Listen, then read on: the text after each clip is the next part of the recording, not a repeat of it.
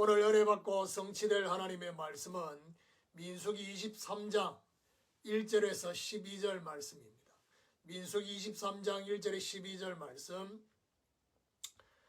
발람이 발락에게 이르되 나를 위하여 여기 제단 7을 샀고 거기 수송아지 7마리와 순양 7마리를 준비하소서 하며 발락이 발람의 말대로 준비한 후에 발락과 발람이 제단에 수송아지와 순양을 드리니라. 발람이 발락에게 이르되 당신의 번제물 곁에 서소서.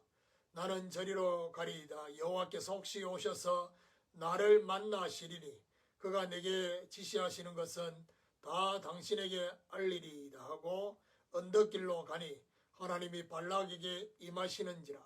발람이 아뢰되 내가 7 제단을 샀고 각 제단에 수송아지와 순양을 드렸나이다. 여호와께서 발람의 입에 말씀을 주시며 이르시되 발락에게 돌아가서 이렇게 말할지니라. 그가 발락에게로 돌아간즉 발락과 모압의 모든 고관이 번제물 곁에 함께 섰더라. 발람이 예언을 전하여 말하되 발락이 나를 아람에서 모압 왕이 동쪽 산에서 데려다가 이르기를 와서 나를 위하여 야곱을 저주하라. 와서 이스라엘을 꾸짖으라 하도다. 하나님이 저주하지 않으신 자를 내가 어찌 저주하며 여호와께서 꾸짖지 않으신 자를 내가 어찌 꾸짖으랴. 내가 바위 위에서 그들을 보며 작은 산에서 그들을 바라보니 이 백성은 홀로 살 것이라. 그를 여러 민족 중에 하나로 여기지 않으리로다. 야곱의 티끌을 누가 능히 세며 이스라엘 4분의 1을 누가 능히 셀고 나는 의인의 죽음을 죽기 원하며 나의 종말이 그와 같기를 바라노라 하매 발락이 발람에게 이르되 그대가 어찌 내게 이같이 행하느냐. 나의 원수를 저주하라고 그대를 데려왔거늘 그대가 오히려 축복하였도다. 발람이 대답하여 이르되 여호와께서 내 입에 주신 말씀을 내가 어찌 말하지 아니할 수 있으리까. 저주를 축복으로 라는 제목으로 말씀을 전가하기로 합니다. 발람과 나귀라는 말씀을 지난 주간에 받았습니다. 말하는 나귀를 통해서 영적인 것을 하나님이 보게 하셨습니다. 나귀를 통해서 발람 자신을 보게 하시는 3번이나 기회를 주셨습니다. 바로 발람이 가는 길을 가는 동기를 바꾸게 하셨습니다. 결국 하나님의 명령에 순종하도록 하기 위한 하나님의 막으심이 가하였습니다. 자, 오늘 드디어 모압 왕 발락을 만나서 이제 발락이 원하는 그 저주를 위해서 발람을 데리고 이제 높은 산에 올라가서 실제 제단을 쌓고 하나님 앞에 질문하는 이 발람의 모습이 나옵니다. 저주를 축복으로 라는 제목으로 이렇게 오늘 말씀하는데 하나님은 발락이 원하는 저주를 저주가 아닌 축복으로 바꾸시는 명하시는 장면이 나옵니다. 하나님의 축복으로 이스라엘과 여호와 하나님을 알려주시는 의미가 이 안에 있습니다. 자, 그러면 첫 번째로 구별된 이스라엘과 그의 백성입니다. 1절에 보니까 발람이 발락에게 이르되 나를 위하여 여기 제단 7을 샀고 거기 수송아지 7마리와 순양 7마리를 준비하소서 하매 발람이 발락에게 제단 7을 사서 수송아지와 순양 7마리를 준비하라고 합니다. 어떤 면에서는 발람이 하나님이 이스라엘 백성들에 명했던 그 제단에 대한 의미를 어느 정도는 알고 있습니다. 그래서 나중에 보면 하나님이 나타났을 때 자기가 이렇게 했다라고 잘했지라는 그런 의미로 말을 하는 의미가 나타납니다. 3절 4절에 보니까 발람이 발락에게 이르되 당신의 번제물 곁에 서소서. 나는 저리로 가리이다. 여호와께서 혹시 오셔서 나를 만나시리니 그가 내게 지시하시는 것은 다 당신에게 알리리이다 하고 언덕길로 가니 하나님이 발람에게 임하시는지라. 발람이 아뢰되 내가 7 제단을 샀고 각 제단에 수송아지와 순양을 드렸나이다. 하나님이 발람에게 임하십니다. 그러면서 주신 말씀을 돌아가서 말하라고 하시는 장면이 나와 있습니다. 분명한 것은 자기가 이렇게 했다라고 했을 때 하나님이 거기에 대한 대꾸를 하지 않습니다. 그만해서 말이죠. 그건 됐고 내가 너에게 주는 그 말 그거를 제대로 하라고 하시는 7절 8절에 보니까 발람이 열을 전하여 말하되 발락이 나를 아람에서 모압 왕이 동쪽 산에서 데려다가 이르기를 와서 나를 위하여 야곱을 저주하라 와서 이스라엘을 꾸짖으라 하도다. 하나님이 저주하지 않으신 자를 내가 어찌 저주하며 여호와께서 꾸짖지 않으신 자를 내가 어찌 꾸짖으리라. 저주하고 꾸짖으라고 하는데 하나님이 저주하지 않고 꾸짖지 않으신 자들이다. 누가요? 이스라엘 백성들이. 자, 그러면서 9절에 내가 바위 위에서 그들을 보며 작은 산에서 그들을 바라보니 이 백성은 홀로 살 것이라. 그를 여러 민족 중에 하나로 여기지 않으리로다. 하나님께서 이스라엘 나라와 백성을 홀로 구별된 민족과 백성으로 여러 민족 중에 하나로 여기지 않으실 것이다 라는 특별한 하나님의 구별됨을 말하고 있습니다. 10절에 보니까 야곱의 티끌을 누가 능히 세며 이스라엘 4분의 1을 누가 능히 셀고 나는 의인의 죽음을 죽기 원하며 나의 종말이 그와 같기를 바라느라 하매. 발람의 소망까지도 나옵니다. 자신도 이 백성들처럼 자신의 인생도 의인의 죽음같이 죽기를 원한다. 무슨 말이죠?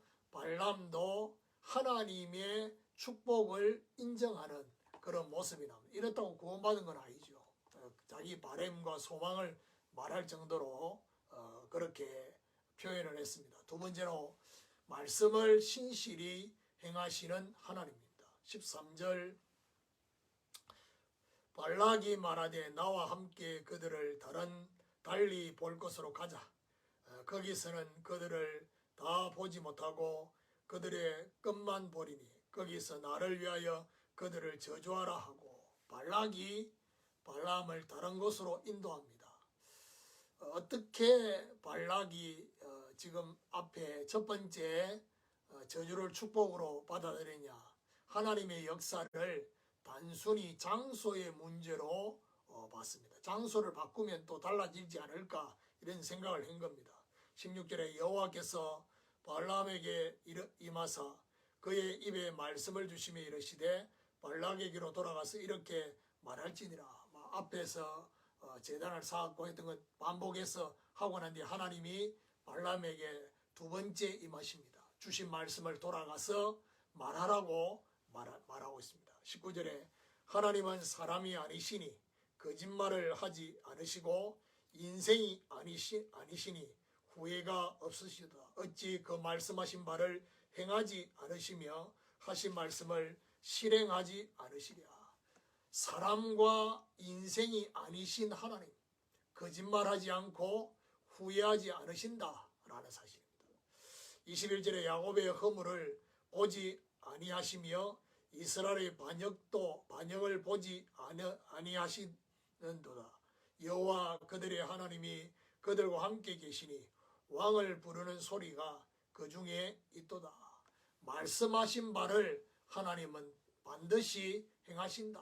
자, 그러면 여기서 우리가 조금 눈여겨봐야 될 것은 이스라엘의 허물과 반역을 하나님은 보지 않으신다. 그리고 함께 하신다. 그동안 이스라엘의 허물과 반역에 대해서 그렇게 하나님이 예민하게 반응하셨던 하나님이 이방인 앞에서 정말 하나님은 그들의 허물과 반역을 보지 않는다. 그 말은 무슨 말이죠? 그들이 잘못했던 허물과 반역 때문에 그들을 내칠 정도는 아니다 라는 하나님의 말씀입니다. 23절에 야곱을 해할 점술이 없고 이스라엘을 해할 복술이 없도다. 이때 야곱과 이스라엘에 대하여 논할진대 여호와께서 행하신 일이 어찌 그리 크냐 하리로다.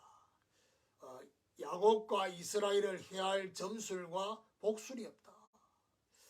하나님이 행하신 일을 막을 수 없다라고 말하고 있습니다. 자, 두 번째 그렇게 했고요. 세 번째, 하나님 나라와 그의 왕입니다. 27절에 보니까 발람에게 또 이르되 오라 내가 너를 다른 곳으로 인도하리니 내가 거기서 나를 위하여 그들을 저주하기를 하나님이 혹시 기뻐하시리라 하고 발락이 또 다른 곳으로 인도합니다. 부올산 꼭대기. 그야말로 발락이 포기하지 않고 끝까지 지금 저주를 하기를 원하는 그런 마음이 나옵니다. 자, 그러면서 24장 2절에 보니까 눈을 들어 이스라엘이 그 지파대로 천막 친 것을 보는데 그때 여호와 영이 그 위에 임하신지라. 세 번째 발람에게 임하셨습니다. 하나님의 영이 그 위에 임하셨다. 24장 6절에 보니까 그 벌어짐이 골짜기 같고 강가의 동산 같으며 여호와께서 심으신 침향목들 같고 물가의 백향목들 같도다. 이스라엘 백성들은 결국 가나안에 정착할 것이다. 그들의 골짜기, 강가의 동산, 침향목들, 물가의 백향목들 같이 될 것이다 라고 말하고 7절에 그 물통에서는 물이 넘치겠고 그 시는 많은 물가에 있으리로다. 그의 왕이 아각보다 높으니 그의 나라가 흥왕하리로다. 물이 넘치고 많은 물가, 생명의 역사가 풍성한 그의 나라와 왕이 세워질 것이다 라는 사실입니다. 8절 9절에 하나님이 그를 애굽에서 인도하여 내셨으니 그 힘이 들소와 같도다.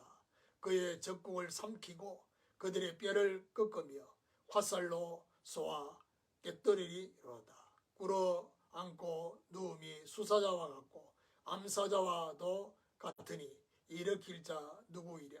너를 축복하는 자마다 복을 받을 것이요 너를 저주하는 자마다 저주를 받을지로다.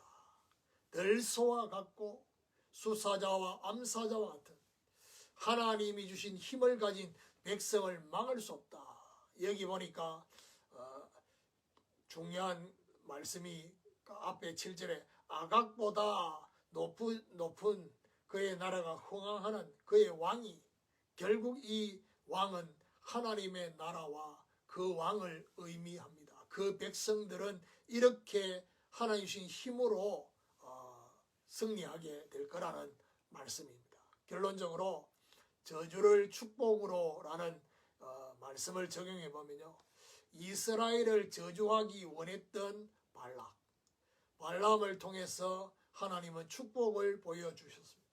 이 축복을 통해서 하나님은 여호와 하나님과 이스라엘의 존재를 알리시는 그런 의미가 있고요. 이 축복 속으로 그들을 초대하셨습니다. 누구를요? 발락과 발람을. 어떤 면에서는 하나님이 그들을 초대하신다. 그리고 모든 열방도 이 축복으로 초대하고 계신다라는 사실입니다. 구별된 이스라엘과 그의 백성, 하나님은 그 나라를 제사장 나라로 구별하셨습니다.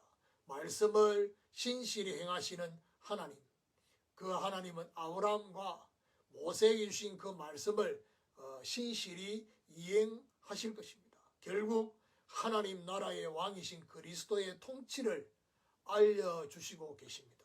이런 하나님의 역사가 오늘 저와 여러분 개인과 가정에, 생업에, 우리 교회와 현장에 정말 모든 저주를 축복으로 바꾸는 이런 하나님의 역사가 일어나게 되기를 예수 그리스도 이름으로 축원합니다.